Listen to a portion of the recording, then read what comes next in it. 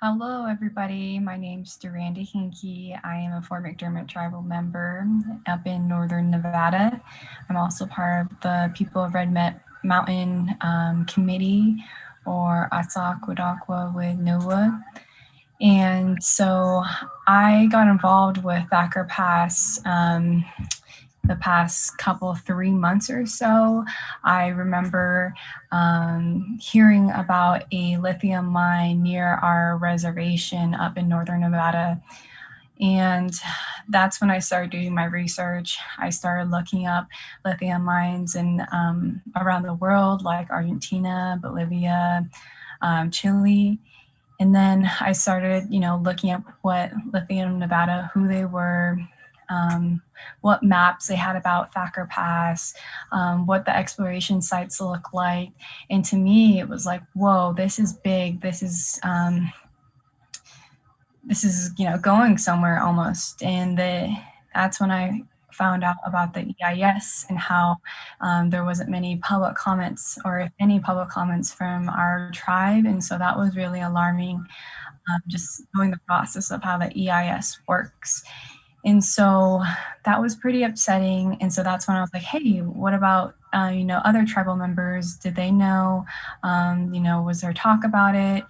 And that's when a lot of the education that I and my other family members had to do with a lot of other people on our reservation. And that's kind of where it all started. And so then from there, we decided that, hey, we want more of a tribal member voice. Um, and so that's when we started the People of Red Mountain Committee. We wanted to be heard. We wanted to, stand up against this lithium mine in any way that we could have, any way we can.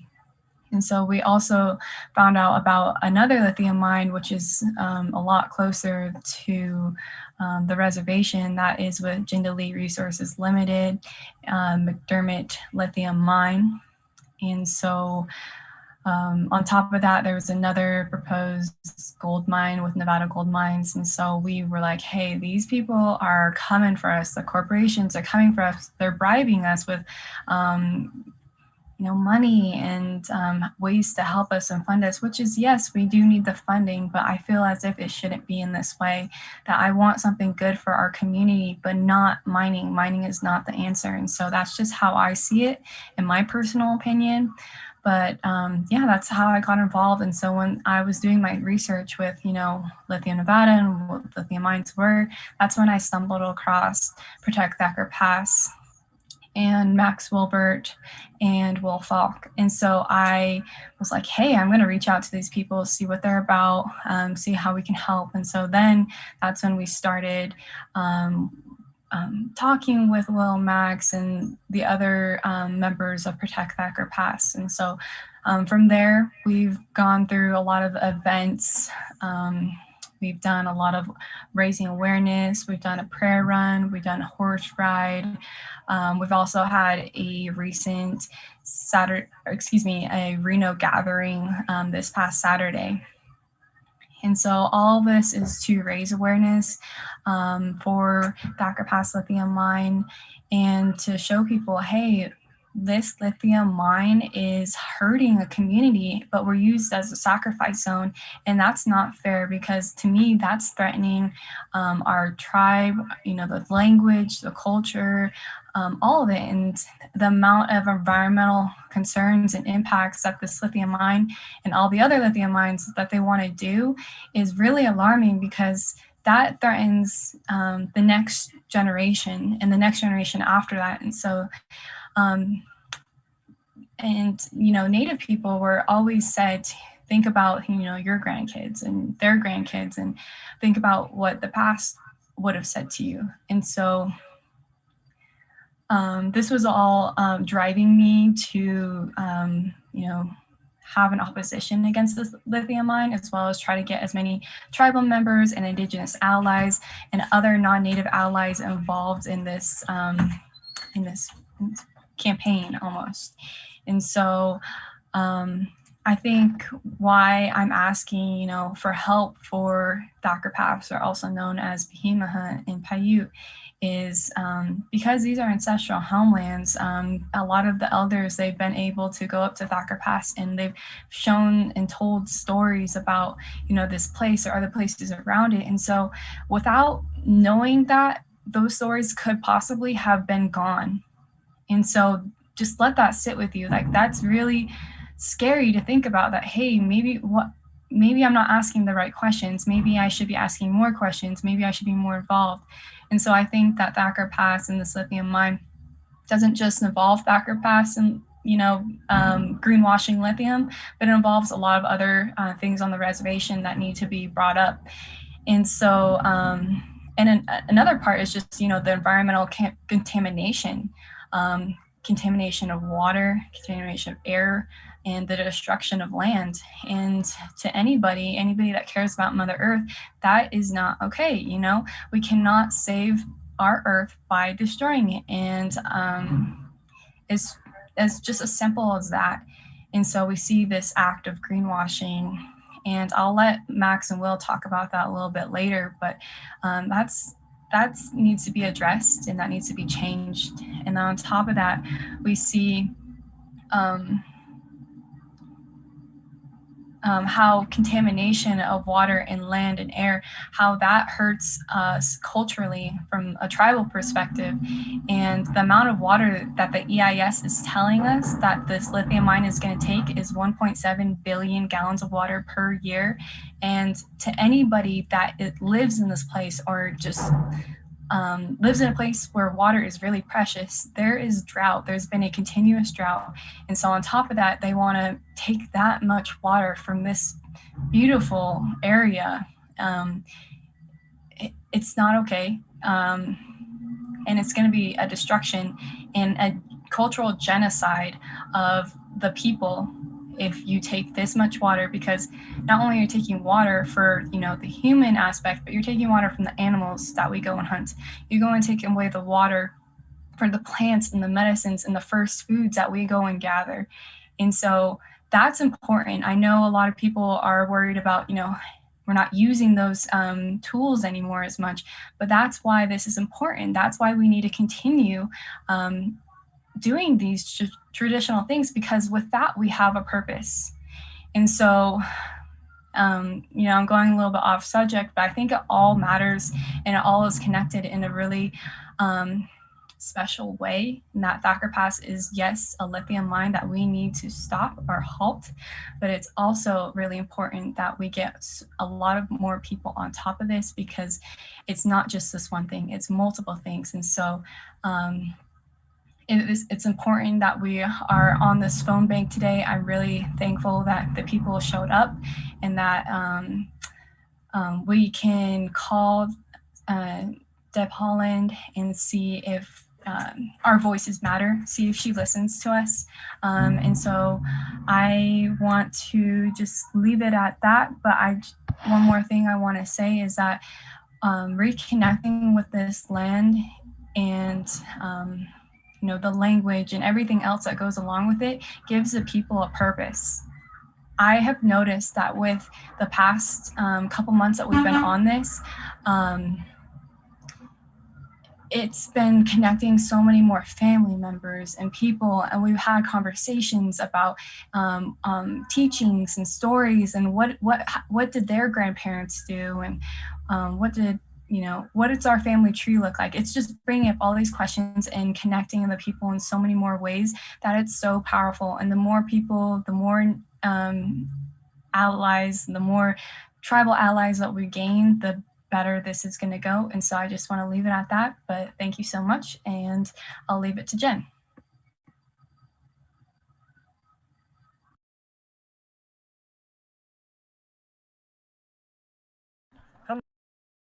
Hello, my name is Thierry Verrier. I'm French, and I'm an anthropologist who has been working with the Fort McDermott Paiute Shoshone community since 2014.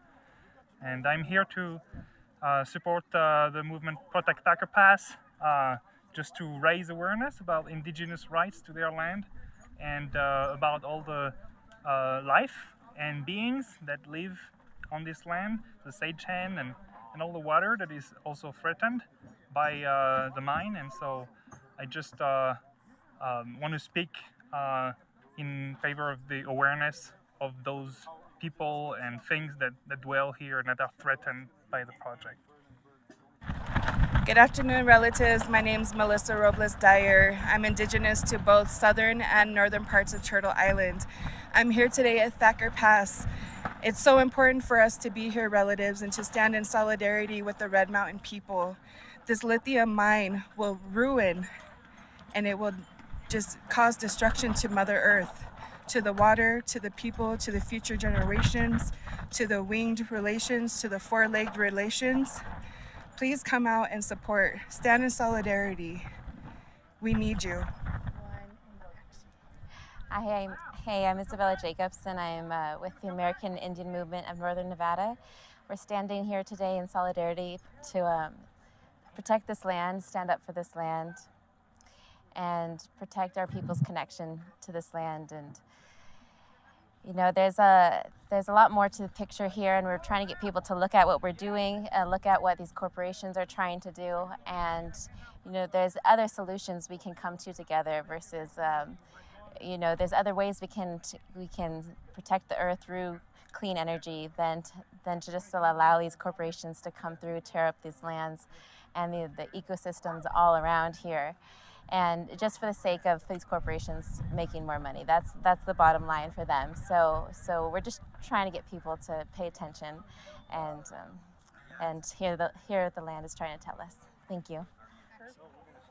And my name is Rocky Boyce Sr., Gardnerville, Nevada, co-director of American Indian Movement, Northern Nevada. I come here, I think to call it Thacker Pass, to help support the people, the Indian people up this way, and try to slow this down, try to stop it whatever we can. They told me as a child a long time ago that when the earth got sick, that the people were going to get sick. And that's what they're going to do here. They're going to create a sickness upon the people. And it's our children's children that are going to suffer. I come here to stand with the people in solidarity to try to stop that, and so that our future generations have good water and good health and good lives in that way. I would say that much. Tiaya, tuisi ke'u Leonoki ito taiwe I teuchami ito bwapwak siaya I vaamyora iwa hitaza hilawa Leos and Chokyo Tesia. My name is Ray Bacasego Valdez Yakiyome, Director of the American Indian Movement of Northern Nevada. And we're here today to stand in unity and in prayer with our relatives, our Shoshone Paiute relatives, to protect this Onchimaka, this Mahimaha, this land, our earth, and Va'amyora Iwa, you know, all that is sacred, that water. Important that we create awareness to the community, to the system, and that they respect this land that's been held for hundreds and hundreds of years by our Indian people. So we will stand, we will hold our spot, and we will protect our mother. Chokyo Tesia. Many blessings. Aho.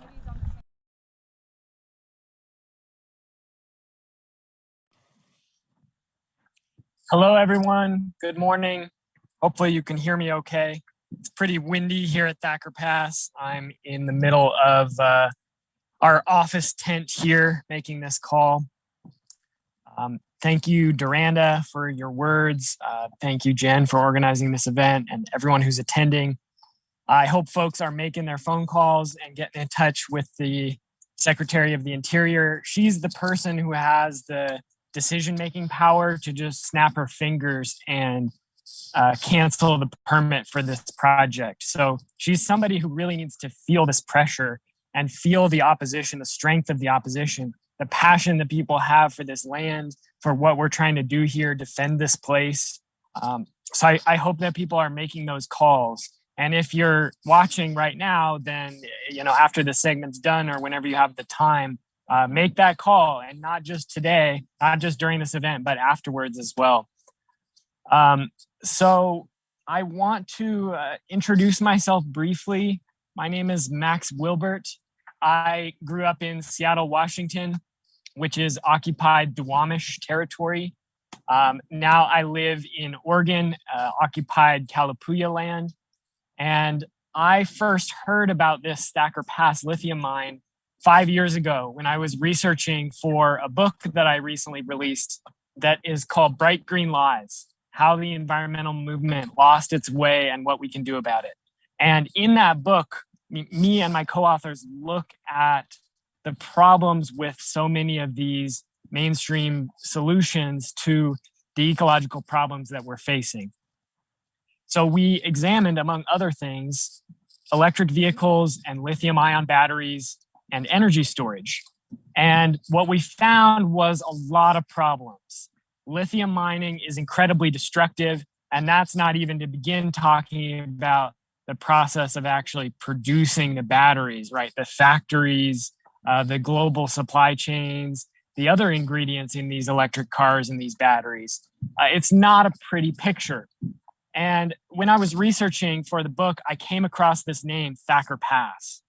I'd never been to this site before, but I had traveled through this area on my way to Eastern Nevada. I was involved in fighting the Southern Nevada Water Authority water grab project over in Eastern Nevada, Ely, Shoshone, and Goshu territory. And I traveled not far away from Thacker Pass, so I knew this corner of the state, this corner of the land was incredibly special, incredibly beautiful, so empty, so wild. It still has this true wildness about it that is very hard to find in this country increasingly, where so much of the land has been turned into urban sprawl and fracked and turned into heavy industrial agriculture. It's very rare to find these places that still have a wild spirit to them. So in October of last year, I came to visit this site and actually see it with my own eyes. And as soon as I got here, I felt that this place was special. And since then, I've learned from Duranda and her family and elders that this place is sacred. And I felt something of that, even though I didn't know that. That's not from my culture or my tradition. I felt something about this place that spoke to me in my dreams, in the emotions that I felt when I was looking out across the land, sitting on these cliffs up above Thacker Pass, sitting on the hillside, looking out across this place that's threatened with total destruction. This mining company plans to destroy a huge amount of land here. The project area is 28 square miles. And they want to dig almost 400 feet deep into the ground here. They plan to bring in so much sulfur, which is a waste product from oil and gas refining, that it's equivalent to 2 Empire State Buildings per year. A mountain of sulfur.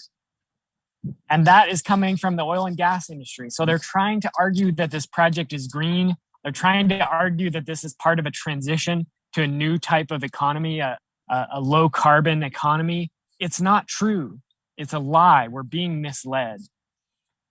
So when I visited this site last year, I just felt like we had to protect it. We had to fight. We had to resist. And that's why on January 15th, my friend Will Falk and I, you're going to hear from Will a little bit later in this broadcast, we came down to Thacker Pass and we set up camp on the site of the proposed mine.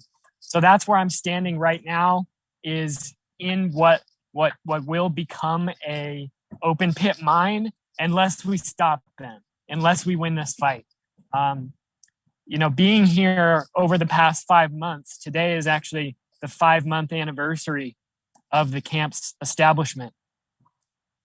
We have seen so much incredible things. The beauty is amazing. The sunrises and sunsets, the sagebrush just rolling out towards the horizon, the pronghorn antelope, the sage grouse, the coyotes howling in the morning, the herds of mule deer, the songs of the meadowlark and the other birds, the golden eagles circling overhead, and then the beauty of the human beings who come out here and be part of this, meeting Duranda and her family and making friends with them. Incredible people, these amazing human beings, people like Jen and her kids who come out here and, as is doing this work, this hard work day after day, week after week. People like my friend Will, who's one of the few people who I could spend this much time with and work this hard on this campaign with and not get burned out, not get annoyed at him, somebody who I truly love. So building these human connections is a really important part of it. So the camp, like I said, has been here for 5 months, and we're aiming to stand in the way of this project. And we're doing so for 2 reasons. The first reason is because this land is very important. It's a sacred site, as we have heard. It is incredibly important wildlife habitat for sage grouse, for Lahontan cutthroat trout. Sorry about the wind. You're probably hearing Thacker Pass is trying to get a word in here and participate in this live stream event today. So that's Thacker Pass saying hello. The wind is strong here, and it's part of the power of this place. The habitat for the sage grouse, the pronghorn antelope, so many other important wildlife species who are struggling. There's not that many places left that have not been destroyed yet. This is one of those places that's still relatively intact. And so we need to fight for it. The second reason that we set up this camp is to make a stand, not just for Thacker Pass, but against these lies that tell us that corporations are going to save the planet by blowing up mountains and poisoning water and pumping car after car after car, millions of electric vehicles out of factories. Because we know that cars are part of the problem. They're not part of the solution. We need to be reducing our consumption. We need to be moving away from this wasteful, high energy, consumptive way of life that is destroying the entire planet, that's led us into an extinction crisis, that's led us into a climate crisis, that's led us into a world where we don't know what the future is going to look like for our children and our grandchildren. So we're living in these very scary, it's time to make a stand. And that's why we're here. That's why we decided to set up camp on Thacker Pass. So I want to invite people to join us here. We need people organizing in Reno, in Vegas, in Boise, in the Bay Area, wherever you're located. We need people organizing from home, but we really need people to join us here on site and build the strength of the occupation here. This is a protection camp, and the more people we have here, the stronger our protection can be. So come out for whether it's a couple days or a week or longer, come out. We will put you to work. There's work to be done. There's important things to be done. Whether you're a cook, whether you're just willing to do dishes, whether you're a photographer, an artist, a writer, whether you like kids and you can help take care of the kids and the families who are out here and play with them, keep them occupied and having a good time so that parents and families can participate. Whether you want to come help take care of elders and make sure they have comfortable places to be and food and water and everything that they need to be out here and participate in ceremonies and gatherings. Whether you're dedicated to direct action and resistance and putting your body in the way of this type of project, we need you. So I want to thank everyone for joining us today. Once again, make those phone calls, get on the phone again and again, put this pressure on the Secretary of the Interior. And with that, I will conclude my remarks and thank you again to Duranda, Jen, everyone else who's speaking today, and everyone who's watching.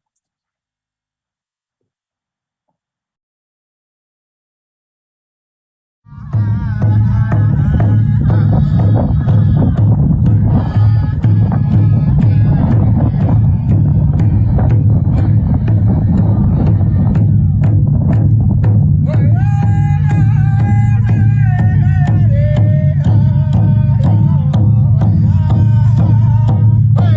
hey, hey, hey.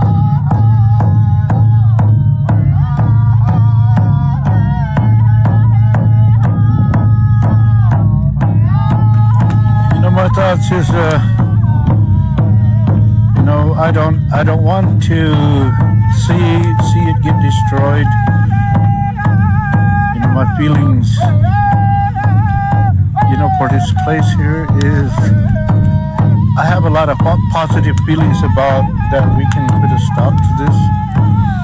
And, you know, my thoughts are this ground to me. From what my how I was brought up into my traditional ways, you know, my parents and my grandparents, you know, they used to tell me never forget where you get, where you walk around, never forget where you come from. Don't ever give it away. You hang on to whatever that you have for as long as you can. And one of the things that they used to tell us is not to give up your Mother Earth. You know, no matter how much money anybody offers you for a piece of land or whatever that they try to offer you, he says never give your Mother Earth up. He says you remember when you get up in the morning, when you go walk around outside, remember what you walk on.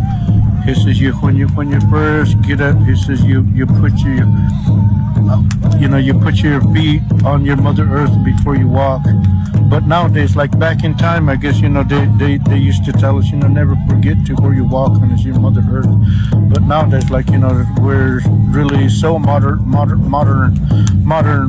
ways of we live in the house, so like we walk on the floors and things, you know, that are made for us. But they also too that, you know, they used to tell me never forget where you sit when you're gonna pray. He says when you're gonna sit and pray, he says you sit on our Mother Earth. He says never forget that.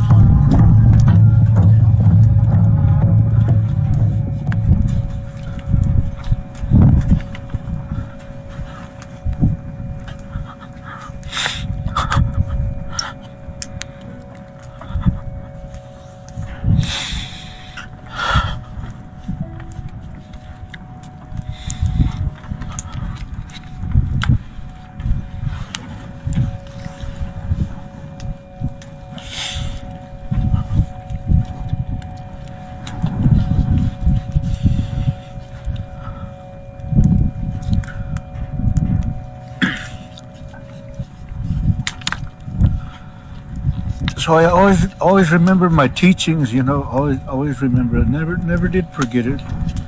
To this day, I try to do my best to try to be strong when people ask me to do things, and I do my best to my knowledge of whatever little bit that I know how I was brought up, and I try not to like give this thing up, especially like, you know, my Mother Earth. I don't want to see it destroyed.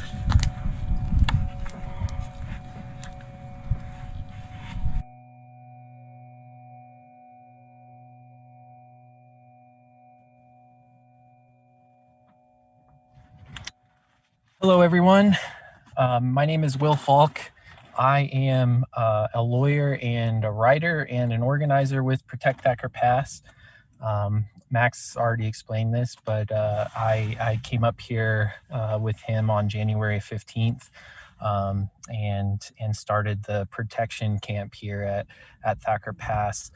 I'm going to talk about two things. First, I'm going to kind of frame things up as to help us understand why Lithium Nevada's proposed Thacker Pass open pit lithium mine is quite frankly a racist and genocidal project. And then I'm going to kind of explain the where things are at legally and what we're trying to achieve through both the phone bank and through other legal things that we have going on. So like I said, this project quite simply is a racist project. Since we've got up here, we've learned that that this is a really important site, both for traditional uses for the Fort McDermott, Paiute, and Shoshone people, as well as many of the region's tribes. It's also a place where there was a massacre. So Duranda explained this a little bit, but Thacker Pass is known to the Paiute as Pahimaha, which means rotten moon, because there was a massacre here where people were massacred and their guts were strung out along the sagebrush. And when the hunters returned back to camp to find women, children, and elders massacred in Thacker Pass, they quickly realized how rotten everything seemed, and because Thacker Pass is kind of shaped like a crescent moon, they call it Pahimaha. This is an important thing to understand, because if Lithium Nevada puts their mine over this, they'll be covering up a massacre site. They'll be making it impossible for people to return to this site and mourn their ancestors and understand what happened to their ancestors. And I've heard people describe the situation as similar to someone wanting to put a lithium mine over Pearl Harbor or Arlington National Cemetery or over the battlefield at Gettysburg. No white person would think about putting a lithium mine over the battlefield at Gettysburg. And putting a lithium mine here in Pahimaha is very similar to that. We've also been hearing more and more that historically, when soldiers came to round up Paiute people, that a lot of Paiute people hid here in Thacker Pass. Thacker Pass provides a great view of approaches from both the east and west side. You could see soldiers coming from a long ways away by the dust that they would make, and there are a lot of rocks and caves that people could hide in up here. And so if you destroy this place, you're destroying a key part of the history of American genocide against Native peoples. It's really hard to come and understand a place if there's a huge lithium mine all over it. And I've started to think of this as the federal government was responsible for so much genocide against Native peoples, for rounding people up and putting them on reservations. And the Thacker Pass lithium mine would destroy the evidence of some of that genocide. It would destroy the evidence of a place where people had to hide because they were so scared of American soldiers. And I just really want us all to remember that, especially at a time when the new Joe Biden administration and his Secretary of the Interior, Deb Haaland, are paying a lot of lip service to so-called meaningful and robust consultation with Native peoples.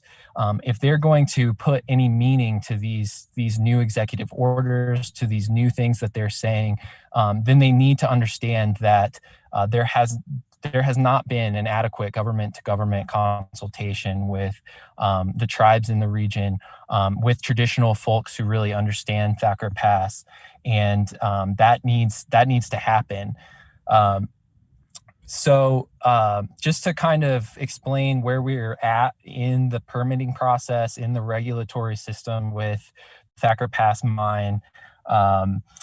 First, the Bureau of Land Management fast-tracked this project in July of 2020 under an executive order by Donald Trump. So under the Trump administration, this was fast-tracked, and the project was approved on January 15th, just a few days before the Trump administration was leaving power. And the total environmental impact statement process, the NEPA process here for the Thacker Pass project, it took less than a year. And the White House Office of Economic Development says on average these processes take 4.5 years. And in a recent study that they did, cataloging all the environmental and NEPA process across federal agencies, found that the mean time that these processes took was 3.5 years. So this process happened way too fast. It also happened at a time this summer when the United States was suffering from the worst pandemic that we've seen in 100 years. That pandemic hit the Fort McDermitt Reservation and other reservations around the area particularly hard. the final, the comment period on the final environmental impact statement started at the end of July. And this was a time when COVID was especially ravaging Fort McDermitt. The Fort McDermitt Tribal Council offices were closed. People were sheltering in place. Many people were sick, especially elders. And this was simply a time when meaningful consultation would have been very, very difficult. When you have a community that's already suffered from so much, trying to deal with a new pandemic, it just seems pretty unrealistic to think that people would have enough time to sit down and really understand a project like this. We also learned a few weeks ago, there have been 2 lawsuits filed against the Bureau of Land Management for permitting the Thacker Pass mine. One of those lawsuits was brought by a local rancher. Another one of those lawsuits was brought by 4 local or regional environmental nonprofits. In negotiations with Lithium Nevada and BLM, Lithium Nevada told these 4 environmental groups that they planned on engaging in mechanical trenching operations pursuant to mitigation of destruction of cultural resources as soon as June 23rd. So just to explain what that means, the federal government, according to the federal government, artifacts and other cultural resources and historic properties, of which they know about over 1,000 cultural resource sites here in Thacker Pass. The environmental impact statement says there's over 1,000, and that there are at least 56 historic properties here that are eligible for listing under the National Register of Historic Places. But because this is technically federally owned public land, BLM acts as if they own these cultural resources. And what they do is they come up with mitigation plans to go in and actually dig up these cultural sites. Because for them, the best mitigation that they think they can do is not just not having a project that would destroy cultural sites. It's not avoiding these sites. It's digging them up, cataloging the artifacts so that they can get whatever scientific and archaeological data out of these sites, and then most often sending those artifacts or whatever they find to federal repositories, and those artifacts and other archaeological and cultural resources never go back to the people that they actually should go back to. So they would most likely not go back to the Paiute and Shoshone people. It's also really absurd that the BLM's process for these things is first they have to actually go disturb the archaeological sites, disturb the cultural resource sites to actually see if there are cultural resources there. So they're not concerned with not destroying them. They're not concerned with avoiding them. They're not concerned with respecting sacred or traditional values of the land. All they want to do is dig them up to see what's there and see what sort of archaeological data they can take from those resources, and while disrespecting traditional Native people's respect or wants about these things. So luckily, the 4 environmental groups moved for what's called a preliminary injunction to get a court order to stop any disturbance of cultural sites until litigation over the permits had concluded. The Lithium Nevada and the Bureau of Land Management asked those 4 groups to agree to a stipulation that would give them a couple more weeks to finish their briefing, to finish their paperwork that they needed to file with the court, their arguments against the preliminary injunction, in exchange for promising not to disturb any cultural sites until July 29th. I want to be very clear that this should not be taken as like a big win. This is just a postponement of destruction. we're hopeful that these environmental groups can win the preliminary injunction hearing, but it's really hard to win those hearings. You have to prove that you are likely to win the underlying case. It's actually a higher standard than it takes to win the underlying case in order to achieve this. So, we're hopeful that a judge does the right thing and prevents Lithium Nevada from digging up cultural sites while there's active litigation. But we need to start preparing that will not happen. And so that means that we need to start preparing for things like direct action to block construction equipment when it comes to desecrate this land. And just to tie things back to my opening statements about this being a racist project, a lot of people think of racism and genocide as being something in the past. But in the 1860s and 1870s, when the worst of colonial violence was happening to Native people in this area, soldiers with guns came to force people onto reservations, oftentimes shot people, massacred people, and intimidated people into going onto those reservations. Well, here we are in 2021, where Native peoples are trying to stand up for their traditional places, for their sacred places, where they're trying to tell the American government, we do not want you to destroy Thacker Pass. And if they do in fact stand and try and block construction equipment, you're going to have federal and state agents, armed white men with guns, that are going to come and force these people out of the way so that they can dig up their traditional places. Intentionally destroying someone's culture is in fact a definition of genocide. So this is a racist project. It's something that we really need solidarity from non-Native peoples, and we especially need white people who do have a certain privilege when dealing with the police, to really think about whether they can come out and help us stand in front of construction equipment and prevent desecration from this amazing place.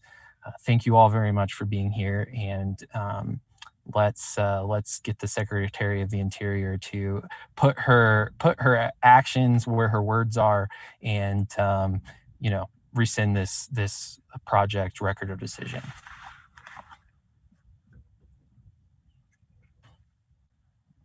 Thank you so much for that, Will.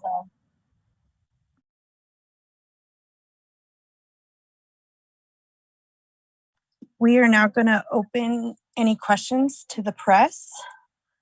If there are any press on the line, you are more than welcome to come off of mute or raise your hand, and we'll take you off mute and have you ask questions. And thank you again for all of our phone bankers who are calling today to the Secretary. We are hearing that the line is busy, which is good. That means people are calling. And we will go to the full screen here to show everyone that's phone banking for a little bit and leave it open for the press while we're waiting.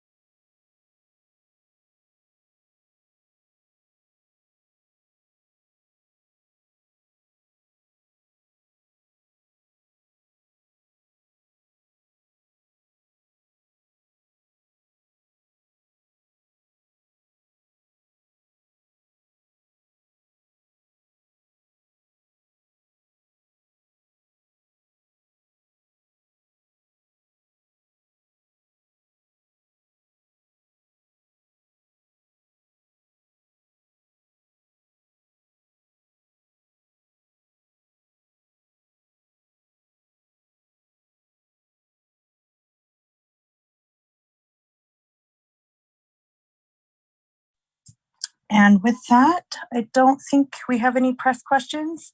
So, Duranda, do you have anything that you would like to say before we close out the live feed?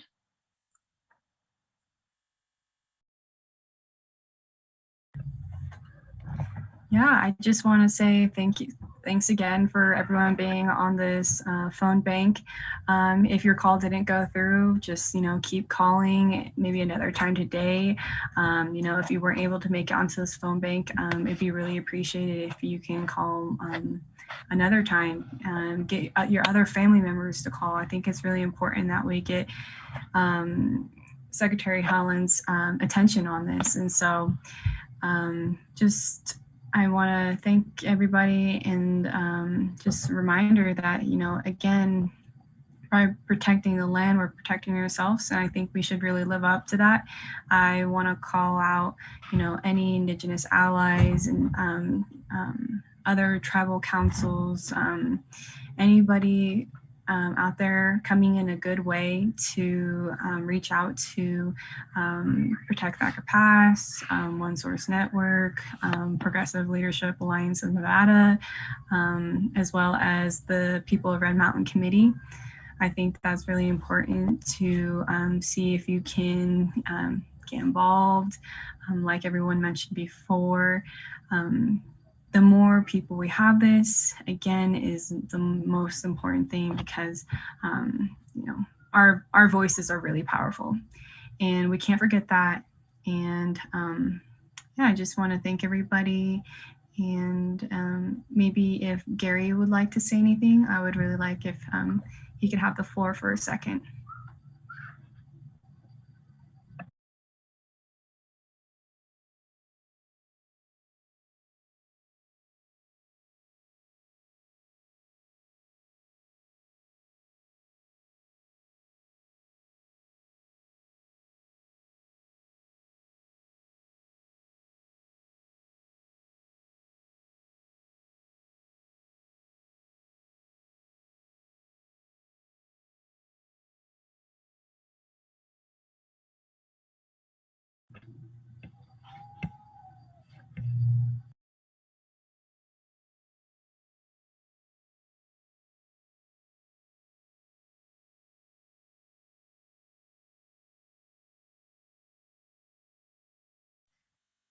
Gary may be having technical difficulties.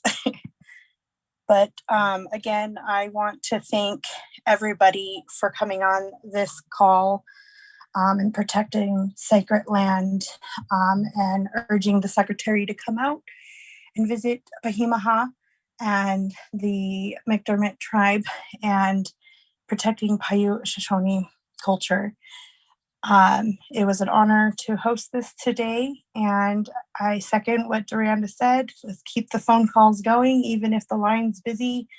Just keep going until you can get through. It is important for the state of Nevada, for what we call now Nevada, that is Paiute land, that we let the Secretary know that this could devastate our land, that this will go through and destroy water and air. And it is time that we all stand up side by side and protect our beautiful land that we all get to enjoy.